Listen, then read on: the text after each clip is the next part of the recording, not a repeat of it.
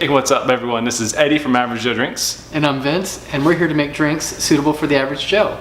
Just like my dad intended when he spent the bulk of his life collecting drink recipes, we're going to share some with you now.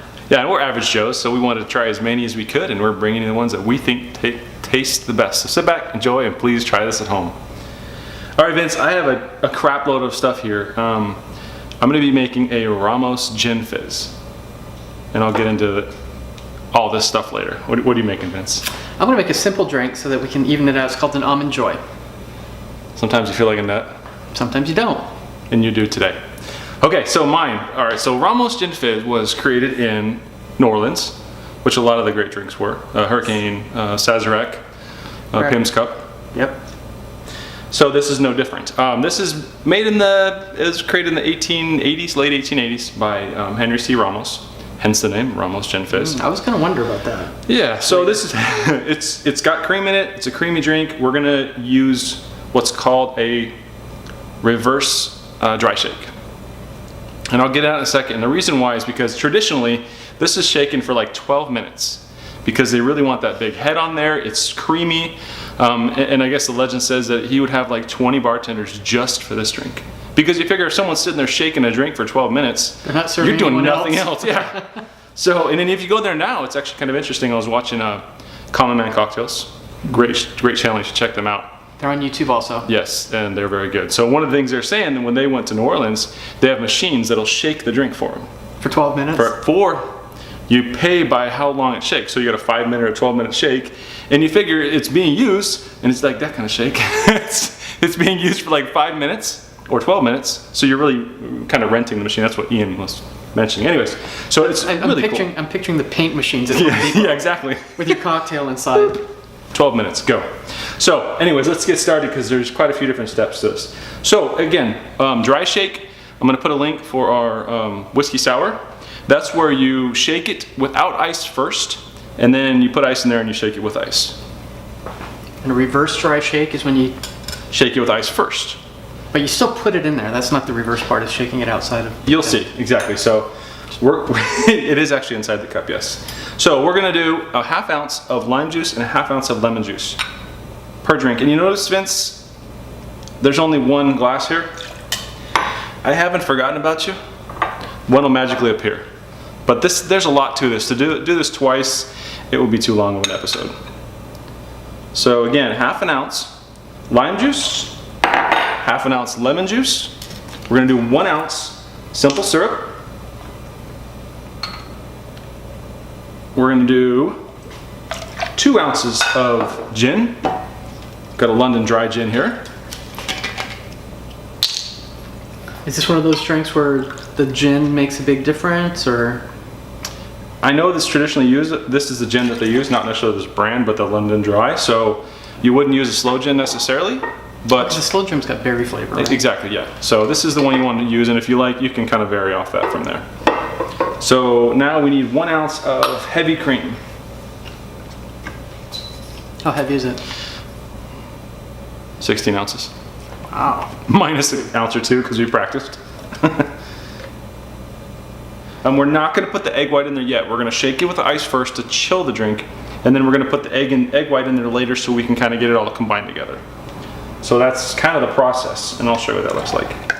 I like to start shaking pretty rapidly because it does have citrus and cream, so it doesn't have any issues. So anyways, we're going to shake this for a bit.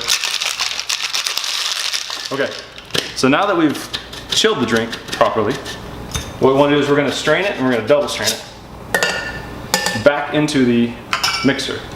And all we're trying to do here is we're trying to get out all the ice, and we're double straining it because there's lots of ice chunks, and we don't want that in there. Because part of the reverse dry shaking, we're just going to dump the whole thing in there after the second time. Okay, I'm going to get rid of this ice. I'll be right back. And the ice is gone. Okay, so once you put that in there, now we're gonna do our dry shake. Be careful with the dry shake though, because it's not as cold, it doesn't get that really good seal, so it can be messy, so shake it events. No. I'm just picturing the shakers at Home Depot with the paint everywhere. Yeah. It can happen. So I'm gonna shake this for a good 30 to 45 seconds. This is where we wanna really get it mixed together, we wanna build a good head on there, and you'll see what it looks like in a glass. So I'll be back. Okay, so that's about 45 seconds of shaking. And it may seem like a lot of shaking, but if you don't use this method of doing a reverse dry shake, you're looking at 12 minutes worth of shaking, and I don't want to do that. What happens if you like cut corners? It's just not going to be, yeah, exactly. You're not going to get the big head on, and that's what you really want. So I'm going to move it over here so you can see. So now we're just going to pour this in here. It should be nice and creamy.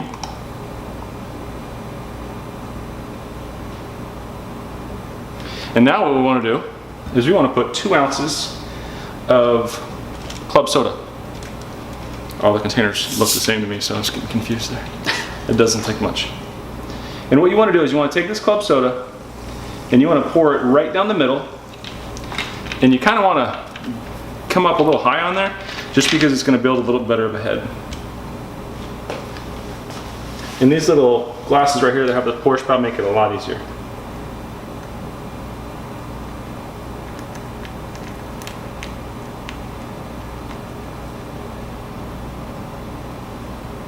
And there you go.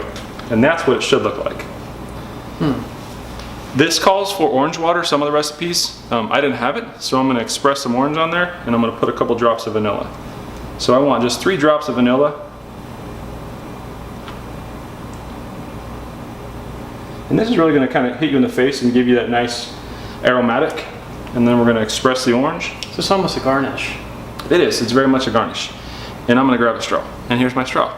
And if it's done correctly, I hope it is, you should be able to stick the straw in there right in the middle and it won't move.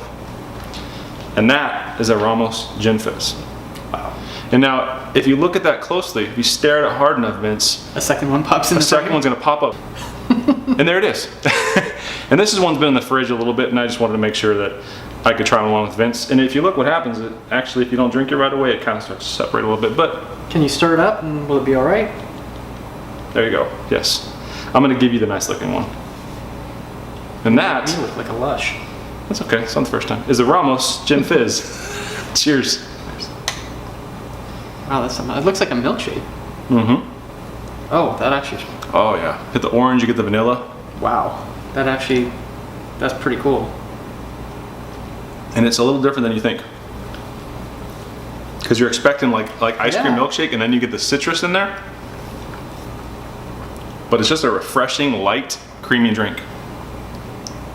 You know, I'm not a fan of gin drinks, but that is really kind of. I'm impressed. First of all, a lot of people freak out with the idea of egg whites. Realistically, the head, that's where your egg whites are living. So if you are one of these people that are worried about it, just use your straw, right? Or just. But it's good though. Yeah, it's such an interesting, refreshing drink, and like I said, it's one of those where you're thinking like it's going to be like a milkshake, just really thick. It is creamy, but it's also light. Well, it smells like a milkshake. Yeah, it does. So there you go. This is something you got to try. All right, Vince, what do you got? So I've got something that has no history. I'm not even sure if it's a real drink. I was editing my dad's stuff. One of the things I haven't really mentioned here is that when I got all the recipes from my dad, they were all kind of coded for space.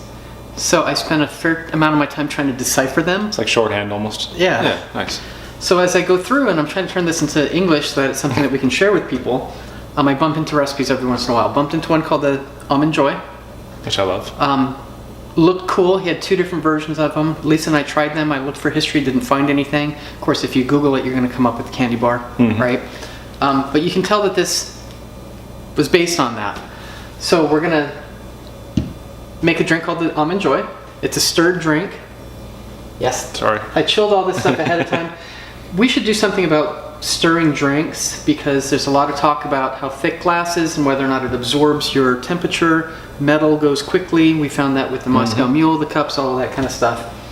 Could be an interesting that's just. short.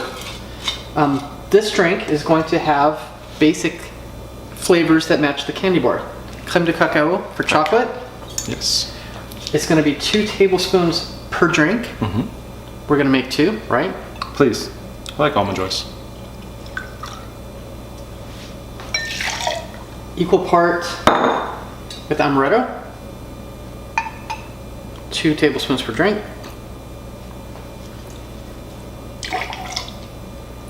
We're going to go with Cream of coconut, not coconut milk. That's a lot different, Big yeah. difference. It's a blue Hawaiian, right? That's what you also use that for? Whoa, yes. That's was all right. lucky, dude. That went right in there. Oh, that's how you do it. So I am looking for 2 tablespoons per drink of this. This is a little bit thicker, so.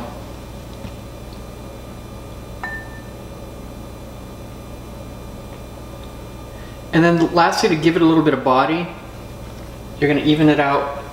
The recipe calls for cream. That's layered, huh? The recipe calls for cream.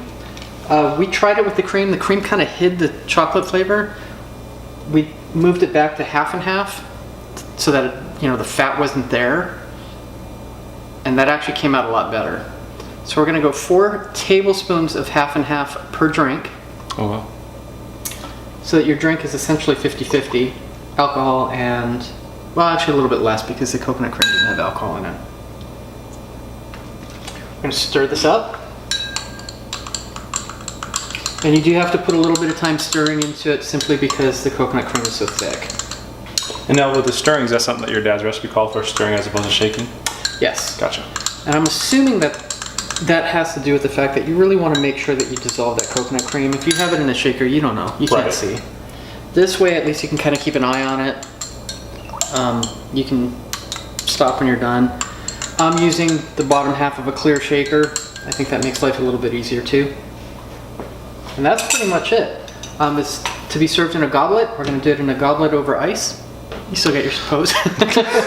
So we're gonna just pour this over ice into a couple goblets.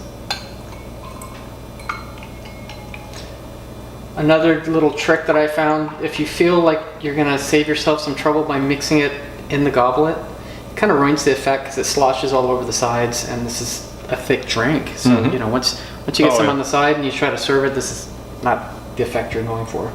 Yeah, it's a good looking drink. And that's pretty much it. Very simple, very fast, pretty tasty. Almond Joy. Cool. Cheers. Smells like Almond Joy. You can smell the coconut cream for sure. I smell the amaretto pretty good. And that's why the half and half instead of cream. You kill the amaretto flavor if you use cream. I don't know why that is. We're assuming it's because of the milk fat, but Almost kind of has like a eggnog kind of feel. I mean, obviously the different flavors, but that's good. I like that. so Good drink. good for parties. Good for girls who like sweet stuff. It's a sweet drink, as you can imagine. What if I like sweet stuff? That's good for Eddie. Thanks. All right, so if you enjoyed what you saw today, we'd ask you to do a couple things. You're already on YouTube, so if you can, give the video a like. Put some Subscribe. comments. Yeah, subscribe. Love to have you share the videos also. Get it out there and hopefully get as many people watching as possible. So We have a blog at averagejoedrinks.com. We are trying to Instagram. We're trying to tweet. Can't get on Twitter that much. Trump's on there taking up the bandwidth. well, the fight's over now, so That's true. the fight being McGregor and Mayweather. That's it. Thanks for watching. Thanks for watching.